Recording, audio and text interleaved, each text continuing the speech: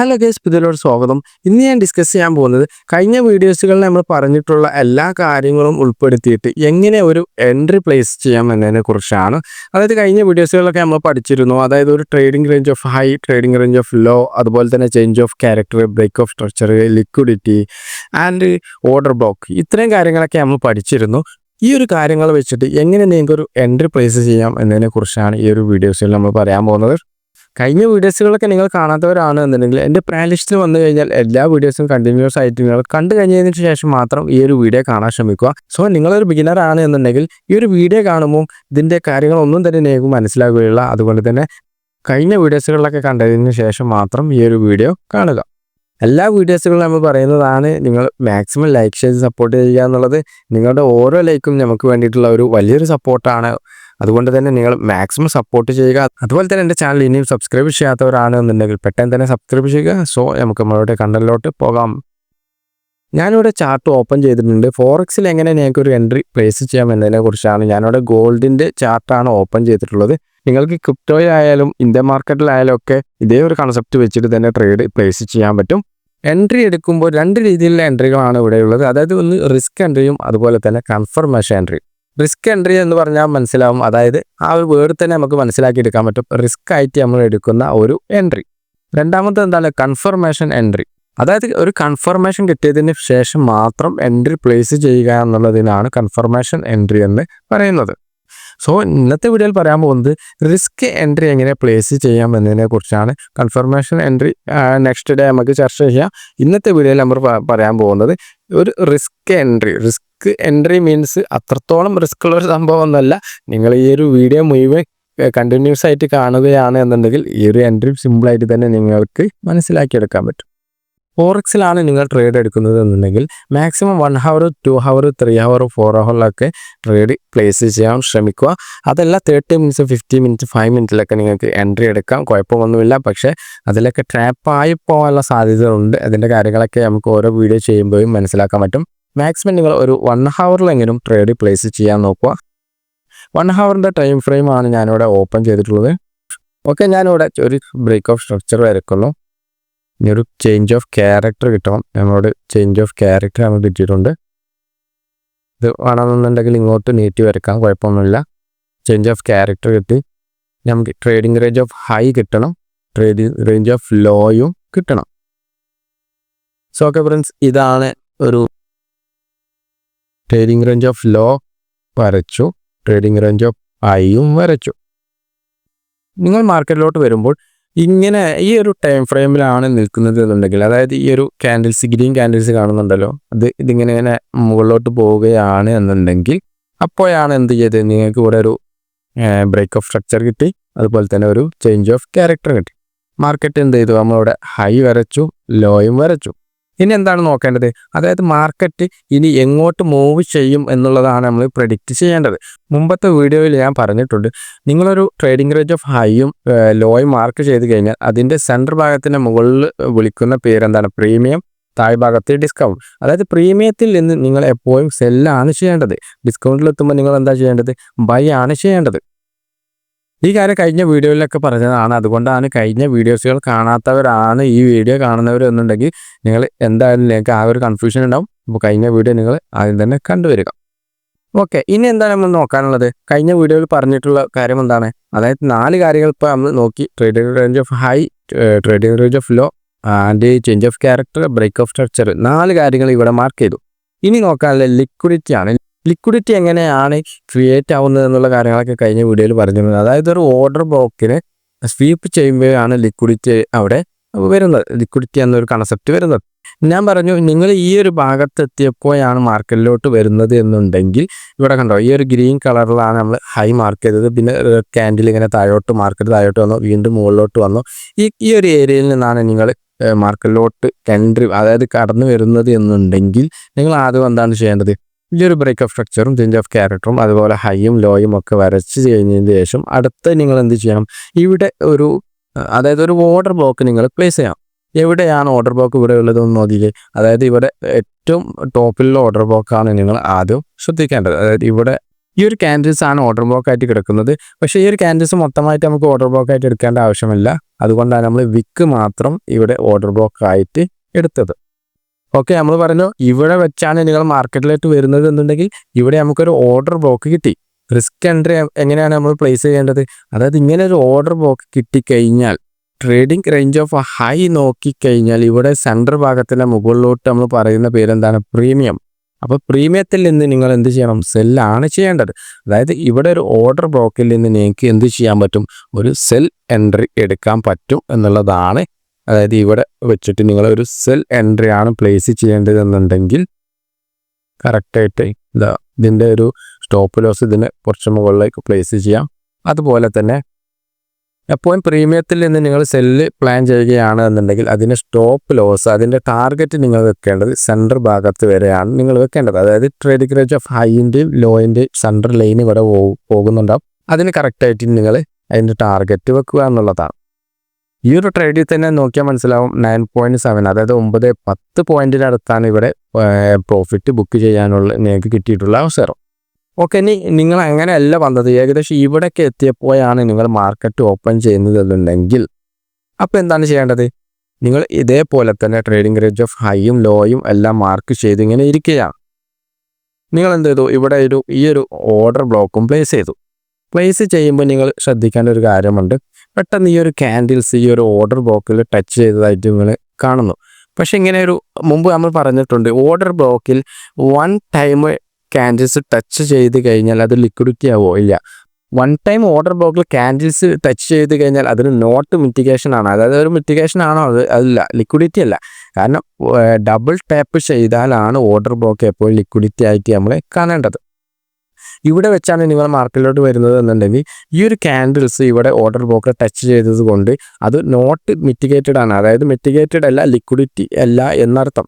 ഇനി നമുക്ക് എൻട്രി അവിടുന്ന് അതേ ഒരു ഓർഡർ ബ്ലോക്കിൽ നിന്ന് വീണ്ടും നമുക്ക് എൻട്രി പ്ലേസ് ചെയ്യാൻ പറ്റും. അതായത് നേരത്തെ നമ്മൾ എൻട്രി എടുത്ത അതേ ഒരു എൻട്രി എന്ത് ചെയ്യാം? ഈ ഒരു ഓർഡർ ബ്ലോക്കിൽ നിന്നും നമുക്ക് എന്ത് ചെയ്യാം? എൻട്രി പ്ലേസ് ചെയ്യാം. അതേ ഒരു ടാർഗറ്റിൽ തന്നെ വെക്കാം. ഏകദേശം സ്റ്റോപ്പ് ലോസും അതേ ഒരു രീതിയിൽ തന്നെ നമുക്ക് വെക്കാം. എപ്പോഴും നിങ്ങൾ എൻട്രി എടുക്കുമ്പോഴും സ്റ്റോപ്പ് ലോസ് വെക്കുമ്പോഴും ഒരു ബ്രീത്തിങ് സ്പേസ് അവിടെ ഇടണം എന്നുള്ളതാണ്. അതായത് ജസ്റ്റ് ഒന്ന് മുകളിലോട്ട് താഴോട്ടൊക്കെ കറക്റ്റ് ആ ഒരു ലൈനിൻ്റെ കറക്റ്റായിട്ട് തന്നെ നിങ്ങൾ എൻട്രി വെക്കരുത്. ഇപ്പോൾ എൻട്രി നിങ്ങൾ വെക്കുകയാണെന്നുണ്ടെങ്കിൽ സ്റ്റോപ്പ് ലോസ് നിങ്ങൾ വെക്കുകയാണെന്നുണ്ടെങ്കിൽ ഈ ഒരു ലൈനിൻ്റെ കറക്റ്റായിട്ട് ഇങ്ങനെ, അതായത് ഇങ്ങനെ മുട്ടിച്ച് നിങ്ങൾ ഒരിക്കലും സ്റ്റോപ്പ് ലോസ് വെക്കരുത്. കുറച്ച് മുകളിലായിട്ടൊരു ബ്രീത്തിങ് സ്പേസ് ഇട്ടിട്ട് മാത്രം എന്ത് ചെയ്യുക? സ്റ്റോപ്പ് ലോസ് വെക്കുക. അതുപോലെ തന്നെ എൻട്രി ആയാലും അതിൻ്റെ ഓപ്പൺ സ്പേസിലാണ് നിങ്ങൾ എൻട്രി എടുക്കുന്നത് എന്നുണ്ടെങ്കിൽ കുറച്ച് എന്ത് ചെയ്യുക? ഒരു സ്പേസ് ഇട്ടിട്ട് ഇങ്ങനെ ഇതേപോലെ എൻട്രി പ്ലേസ് ചെയ്യുക. സോ ഈ ഒരു എൻട്രി എടുത്തത് എങ്ങനെയാണെന്നുള്ളത് നിങ്ങൾക്ക് മനസ്സിലായി എന്ന് വിചാരിക്കുന്നു. മനസ്സിലാകാത്തവരുണ്ട് എന്നുണ്ടെങ്കിൽ ജസ്റ്റ് ബാക്ക് വന്നിട്ട് വീഡിയോ ഒന്ന് റിപ്പീറ്റ് ആയിട്ട് കണ്ടാൽ തന്നെ കറക്റ്റ് മനസ്സിലാവും. അതായത് റിസ്ക് എൻട്രികൾ മാത്രമാണ് ഞാനിവിടെ കാണിച്ചു തന്നിട്ടുള്ളത്. അടുത്ത എൻട്രി നമുക്ക് വേണമെന്നുണ്ടെങ്കിൽ ഞാൻ കാണിച്ചു തരാം. അതായത് ഇവിടെ മാർക്കറ്റ്, ഇതേ ഒരു മാർക്കറ്റിൽ തന്നെ ഞാൻ കാണിച്ചു തരാം. ഈ ഒരു മാർക്കറ്റ് ഇങ്ങനെ താഴേക്ക് വരുന്നു. മാർക്കറ്റ് ഇങ്ങനെ താഴേക്ക് വരുമ്പോൾ എന്ത് ചെയ്യുന്നു? ഈ ഒരു ഓർഡർ ബ്ലോക്കിനെ തന്നെ, ഇതൊരു ഓർഡർ ബ്ലോക്കാണ്. ഇത് നമുക്കൊരു ഓർഡർ ബ്ലോക്ക് ആയിട്ട് എടുക്കാൻ പറ്റും. ഈ ഒരു ഓർഡർ ബ്ലോക്കിനെ സ്വീപ്പ് ചെയ്ത് മാർക്കറ്റ് താഴേക്ക് വരുന്നു. നെക്സ്റ്റ് ഓർഡർ ബ്ലോക്ക് ഏതായിട്ടാണ് വരിക? ഇതൊരു ഓർഡർ ബ്ലോക്കാണ്. മാർക്കറ്റ് എന്ത് ചെയ്തു? അതിനെ സ്വീപ്പ് ചെയ്തിട്ട് മാർക്കറ്റ് താഴേക്ക് വരണം. അപ്പോൾ ഇനി നമ്മൾ എന്താ നോക്കേണ്ടത്? അതായത് ഇങ്ങനെ ഒരു മാർക്കറ്റാണ് നിങ്ങൾ വരുമ്പോൾ കാണുന്നത് എന്നുണ്ടെങ്കിൽ നിങ്ങൾ പെട്ടെന്ന് തന്നെ എന്ത് ചെയ്യുക? 4 hour അല്ലെങ്കിൽ 2 hourൻ്റെയോ ടൈം ഫ്രെയിം എടുക്കുക. ഓക്കെ, ഞാനിവിടെ 2 hourൻ്റെ ടൈം ഫ്രെയിമാണ് എടുത്തത്. അവിടെ നിങ്ങൾക്ക് കാണാൻ പറ്റും ഈ ഒരു ഓർഡർ ബ്ലോക്കിനെ സ്വീപ്പ് ചെയ്തു മാർക്കറ്റ് താഴേക്ക് വന്നു. നെക്സ്റ്റ് ഓർഡർ ബ്ലോക്കിനെ സ്വീപ്പ് ചെയ്ത് മാർക്കറ്റ് താഴേക്ക് വന്നു. ഇനി നമ്മൾ നോക്കാനുള്ളത് എന്താണ്?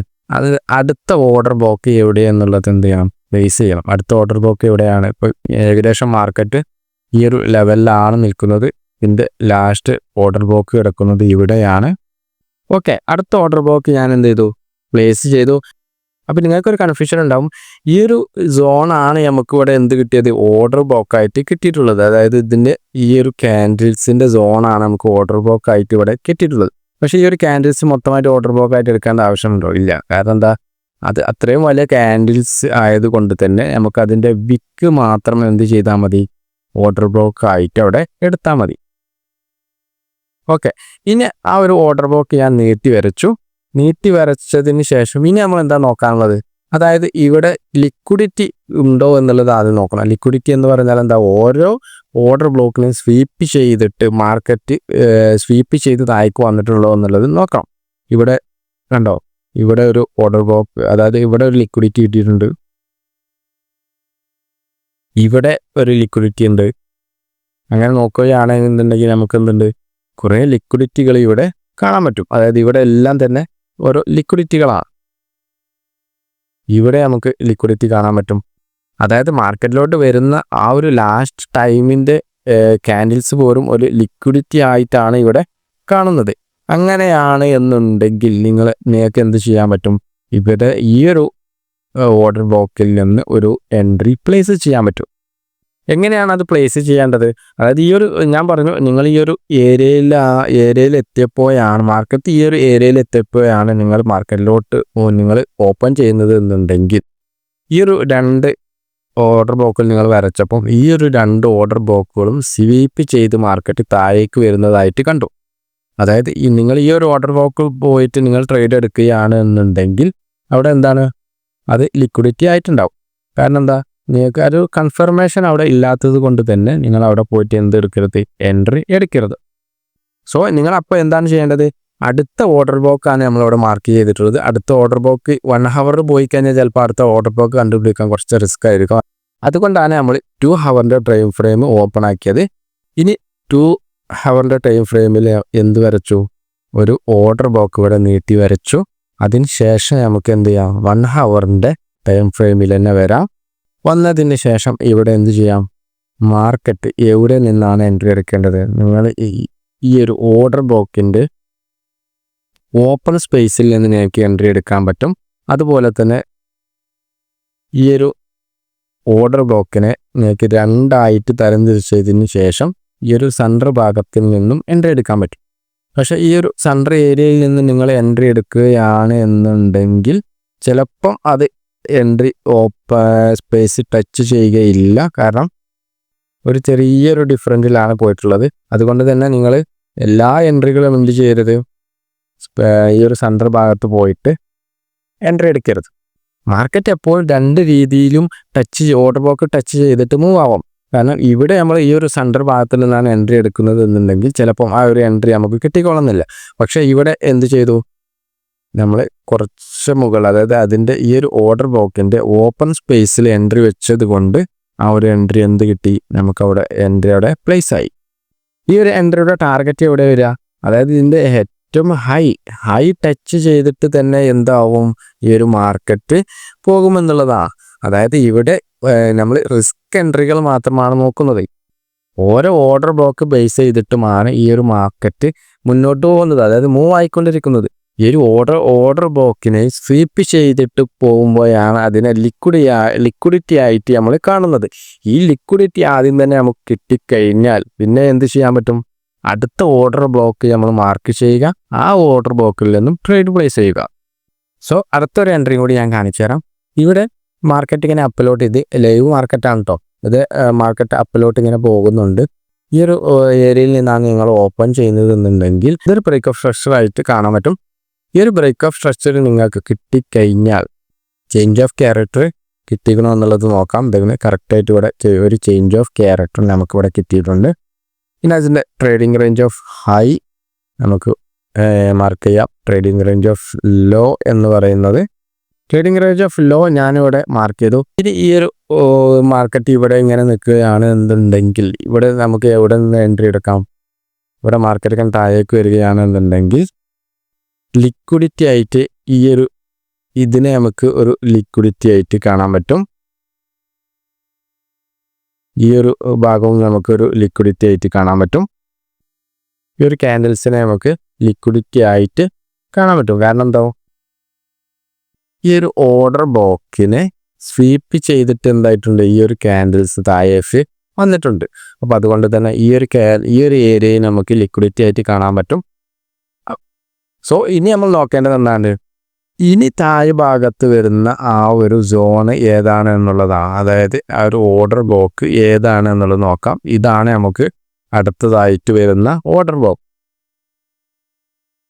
ഓക്കെ, ഞാൻ ആ ഒരു ഓർഡർ ബ്ലോക്ക് നീട്ടി വരച്ചു. ഇനി നോക്കിക്കേ, ആ ഒരു മാർക്കറ്റ് നേരെ എന്ത് ചെയ്തു, താഴേക്ക് വന്നിട്ട് ഈ ഒരു ഓർഡർ ബ്ലോക്കിൽ നിന്നും ടാപ്പ് ചെയ്തിട്ടാണ് പിന്നെ മുകളിലോട്ട് പോയിട്ടുള്ളത്. അതായത് കറക്റ്റായിട്ട് നിങ്ങൾ ഇതൊരു ബാക്ക് ടെസ്റ്റ് ചെയ്ത് പഠിച്ചാൽ തന്നെ നിങ്ങൾക്ക് കറക്റ്റ് മനസ്സിലാകും. നിങ്ങൾ ഇവിടെ നിന്നാണ് മാർക്കറ്റിലോട്ട് വരുന്നത് എന്നുണ്ടെങ്കിൽ ഈ ഒരു ഓർഡർ ബ്ലോക്ക് നമ്മൾ വരച്ചു, സ്വീപ്പ് ചെയ്ത് താഴേക്ക് വന്നിട്ടുണ്ട്. അതുകൊണ്ട് ഇവിടെ ഒരു ലിക്വിഡിറ്റി ആയി നമുക്ക് കിട്ടിയിട്ടുണ്ട്. ഇനി നോക്കാനുള്ളത് നേരെ അടുത്ത ഓർഡർ ബ്ലോക്ക് ഞാൻ നേരിട്ട് വരച്ചു. അതിനുശേഷം ഇനി ഈ മാർക്കറ്റ് താഴേക്ക് വരുമ്പോൾ എവിടെ നിന്ന് എൻട്രി എടുക്കാം? നേരെ ഈ ഒരു ഓർഡർ ബ്ലോക്കിൻ്റെ ഒരു ഞാൻ പറഞ്ഞൊരു ബ്രീത്തിങ് സ്പേസ് ഇട്ടതിന് ശേഷം മാത്രം നിങ്ങൾ എന്ത് ചെയ്യാം, അവിടെ ഒരു എൻട്രി പ്ലാൻ ചെയ്യാം. കണ്ടോ, ഒരു എൻട്രി ഞാൻ അവിടെ എടുത്തു. അതിന് സ്റ്റോപ്പ് ലോസ് ഞാനിവിടെ താഴെ വെച്ചു. അപ്പോൾ ആ ഒരു മാർക്കറ്റ് പോയി നോക്കി, കണ്ടോ, ഏറ്റവും ഹൈ ടച്ച് ചെയ്തിട്ടാണ് പിന്നെ മാർക്കറ്റ് മുന്നോട്ട് പോയിട്ടുള്ളത്. ഏകദേശം 27 പോയിൻ്റാണ് ഈ ഒരു ട്രേഡിൽ നമുക്ക് പ്രോഫിറ്റ് കാൽക്കുലേറ്റ് ചെയ്യാൻ പറ്റുന്നത്. സോ നിങ്ങൾക്കിപ്പോൾ ഒരു ഡൗട്ട് ഉണ്ടാകും, അതായത് മാർക്കറ്റ് ലൈവിൽ ഇരിക്കുമ്പോൾ ഇത് എങ്ങനെ സാധിക്കും, അതുപോലെ തന്നെ ഇതൊക്കെ വെറുതെ മാർക്കറ്റ് ഇങ്ങനെ കഴിഞ്ഞതിന് ശേഷം ഇങ്ങനെ പറയുക എന്നല്ലാതെ ഇതൊക്കെ എങ്ങനെയാണ് സാധിക്കുക എന്നുള്ളതൊക്കെ നിങ്ങൾക്ക് തോന്നുന്നുണ്ടാവും. ഇതെല്ലാം നിങ്ങൾ ഈ ഒരു മാർക്കറ്റിൻ്റെ ബാക്ക് ടെസ്റ്റ് ചെയ്ത് നിങ്ങളിങ്ങനെ ഇതേപോലെ വരച്ച് നിങ്ങൾ പഠിക്കുമ്പോൾ നിങ്ങൾക്ക് ലൈവ് മാർക്കറ്റിൽ ഇരിക്കുമ്പോൾ നിങ്ങൾക്ക് മനസ്സിലാവും ഈ ഒരു മാർക്കറ്റ് ഏതെല്ലാം രീതിയിൽ ഇനി പോകാൻ സാധ്യത ഉണ്ട്. ഈ ഒരു പ്രഡിക്ഷൻ വെച്ചിട്ട് തന്നെയാണ് നമ്മൾ എന്ത് ചെയ്യേണ്ടത്, ഒരു ട്രേഡ് എടുക്കേണ്ടത്. അല്ലാതെ ആരും തന്നെ 100% ഇത് ഇങ്ങോട്ടാണ് മാർക്കറ്റ് ഡൗൺ ആണ് പോകുന്നത്, അല്ലെങ്കിൽ മാർക്കറ്റ് അപ്പ് എന്തായാലും പോകും എന്ന് വിചാരിച്ചിട്ടൊന്നും ട്രേഡ് ആരും എടുക്കുന്നില്ല. അങ്ങനെ എടുക്കുന്നവരാണ് എന്നുണ്ടെങ്കിൽ സ്റ്റോപ്പ് ലോസ് വെക്കേണ്ട ആവശ്യം തന്നെ ഇല്ല. കാരണം അവർക്ക് 100% ഉറപ്പാണെന്നുണ്ടെങ്കിൽ സ്റ്റോപ്പ് ലോസ് വെക്കേണ്ട ആവശ്യമില്ല. സ്റ്റോപ്പ് ലോസ് എന്തുകൊണ്ടാണ് വെക്കുന്നത്? ഈ ഒരു മാർക്കറ്റ് സപ്പോസ് എന്തെങ്കിലും സംഭവിച്ചു കഴിഞ്ഞാൽ, അതായത് നമ്മൾ എൻട്രി എടുത്ത ഓപ്പോസിറ്റ് ഡയറക്ഷനിൽ മാർക്കറ്റ് പോയി കഴിഞ്ഞാൽ ഓവർ ലോസ് വരാതിരിക്കാനാണ് സ്റ്റോപ്പ് ലോസ് അവിടെ വെക്കുന്നത്. നിങ്ങൾ ചെറിയൊരു റിസ്ക് എടുത്ത് എൻട്രി എടുക്കുകയാണ് എന്നുണ്ടെങ്കിൽ, റിസ്ക് എടുക്കാൻ നിങ്ങൾ തയ്യാറാണ് എന്നുണ്ടെങ്കിൽ നിങ്ങൾ ആദ്യം തന്നെ കൊണ്ടിട്ട് വലിയ എമൗണ്ട് ഒന്നും എടുത്തിട്ട് ട്രേഡ് എടുക്കേണ്ട ആവശ്യമില്ല. ഏറ്റവും ലോ ആയിട്ടുള്ള ട്രേഡ് എടുത്തിട്ട് ഈ കാര്യങ്ങളൊക്കെ ഞാൻ പറഞ്ഞിട്ടുള്ള ഈ കാര്യങ്ങളൊക്കെ ഒന്ന് നോക്കിയിട്ട് ബാക്ക് ടെസ്റ്റ് ചെയ്തതിന് ശേഷം മാത്രം ലൈവ് മാർക്കറ്റിൽ ഒന്ന് ട്രേഡ് എടുത്ത് നോക്കുക. ക്രിപ്റ്റോ ആയാലും നിങ്ങൾ ഇന്ത്യൻ മാർക്കറ്റിലായാലും ശരി, ഇന്ത്യൻ മാർക്കറ്റിൽ നിങ്ങൾ ട്രേഡ് എടുക്കുന്ന ആളാണ് എന്നുണ്ടെങ്കിൽ നിങ്ങൾ ഒരിക്കലും 1 hourൽ കൂടുതൽ ടൈം ഫ്രെയിമിലൊന്നും നിങ്ങൾ ട്രേഡ് എടുക്കാൻ നോക്കരുത്. കാരണം അത് 950 to 350 ഉള്ളിൽ ക്ലോസ് ചെയ്യേണ്ട ഒരു സംഭവം വരുന്നുണ്ട്. ഇന്ത്യൻ മാർക്കറ്റ് അങ്ങനെയാണ് വരുന്നത്. അതുകൊണ്ട് തന്നെ നിങ്ങൾ 30 മിനിറ്റിലോ അല്ലെങ്കിൽ 50 മിനിറ്റ് 5 മിനിറ്റ് ഒക്കെ നിങ്ങൾ ചാർട്ട് നോക്കിയിട്ട് മാത്രം ആ ഒരു ടൈം ഫ്രെയിമിൽ മാത്രം ട്രേഡ് എടുക്കാൻ നോക്കുക എന്നുള്ളതാണ്. ഫോറക്സിലോട്ട് വരുമ്പോൾ നിങ്ങൾ എന്ത് ചെയ്യുക, 1 hour 2 hour 3 hour എടുത്തിട്ട് ട്രേഡ് എടുക്കാൻ മാക്സിമം ശ്രമിക്കുക. 30 മിനിറ്റ് 50 മിനിറ്റ് ഒക്കെ നിങ്ങൾക്ക് ഈ ഒരു കൺസെപ്റ്റ് വെച്ചിട്ട് ചെയ്യാൻ പറ്റില്ല എന്നല്ല ഞാൻ പറയുന്നത്. അതിനേക്കാൾ സേഫ് എന്താണ്, 1 hourൽ നിങ്ങൾ ട്രേഡ് എടുക്കുന്നതാണ്. ഇനി മുന്നോട്ടുള്ള വീഡിയോസുകളിൽ നിങ്ങൾക്ക് ആ ഒരു കൺഫർമേഷൻ ആയിട്ടുള്ള എൻട്രി നമുക്ക് പഠിക്കാനുണ്ട്. അതുപോലെ തന്നെ 30 മിനിറ്റിലും 50 മിനിറ്റിലൊക്കെ നോക്കിയിട്ടുള്ള ആ ഒരു എൻട്രി ഒക്കെ പഠിക്കാനുണ്ട്. സോ ഈ ഒരു വീഡിയോ ഇഷ്ടമായ നിങ്ങൾ ലൈക്ക് ചെയ്യാൻ മറക്കരുത്. വീണ്ടും അടുത്ത നല്ലൊരു ഡിസ്മായിട്ട് കാണാം.